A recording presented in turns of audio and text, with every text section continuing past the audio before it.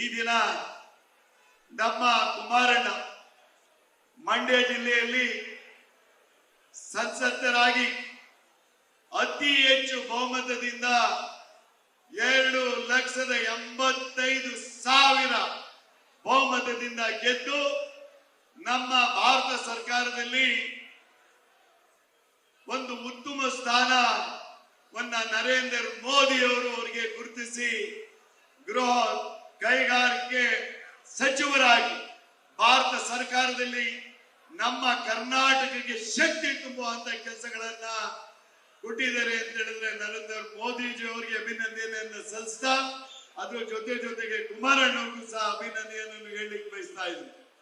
ವೇದಿಕೆ ಮೇಲೆ ತುಂಬಾ ಜನ ಇದ್ದಾರೆ, ಎಲ್ಲರ ಹೆಸರನ್ನ ಹೇಳಕ್ ಹೋದ್ರೆ ಸಮಯ ಆಗುತ್ತೆ. ಅದಕ್ಕೋಸ್ಕರ ಯಾಕೆ ಅಂತ ಹೇಳಿದ್ರೆ ನಮ್ಮ ಜಿಲ್ಲೆಗೆ ಒಂದು ದೊಡ್ಡ ಶಕ್ತಿ ಬಂದ ಹಾಗೆ ಕುಮಾರಣ್ಣ ಅವರು ಸಚಿವರಾಗಿರು. ನಮ್ಮ ಬಿಜೆಪಿ ಮತ್ತು ಜಾತ್ಯತೀತ ಜನತಾದಳ ಒಟ್ಟಾಗಿ ಕಾಂಗ್ರೆಸ್ನ ಸರ್ಕಾರವನ್ನ ತೆಗೆಯುವಂತ ಕೆಲಸಗಳನ್ನ ಶೀಘ್ರದಲ್ಲಿ ಆಗುತ್ತೆ ಅಂತ ಹೇಳಲಿಕ್ಕೆ ಬಯಸ್ತಾ ಇದ್ದೀನಿ.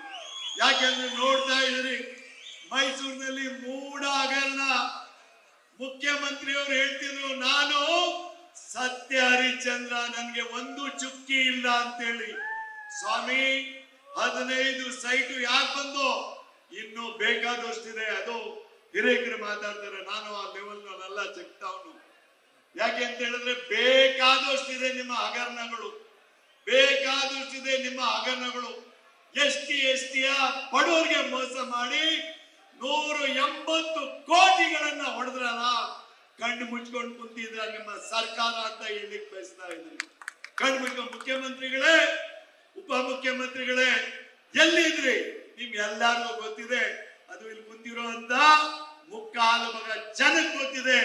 ಯಾವುದೇ ಅಕೌಂಟ್ ಓಪನ್ ಮಾಡ್ಬೇಕಾದ್ರೆ ರೆಗ್ಯುಲೇಷನ್ ಇಲ್ದೇನೆ, ಫೈನಾನ್ಸ್ ಮಿನಿಸ್ಟರ್ ಗಮನಕ್ಕೆ ತರದೇನೆ ಬೇರೆ ಅಕೌಂಟ್ ಓಪನ್ ಮಾಡೋದಕ್ಕೆ ಸಾಧ್ಯನೇ ಇಲ್ಲ. ಮುಖ್ಯಮಂತ್ರಿಗಳು ಹೇಳ್ತಾರೆ ನನಗೆ ಗೊತ್ತೇ ಇಲ್ಲ ಅಂತ.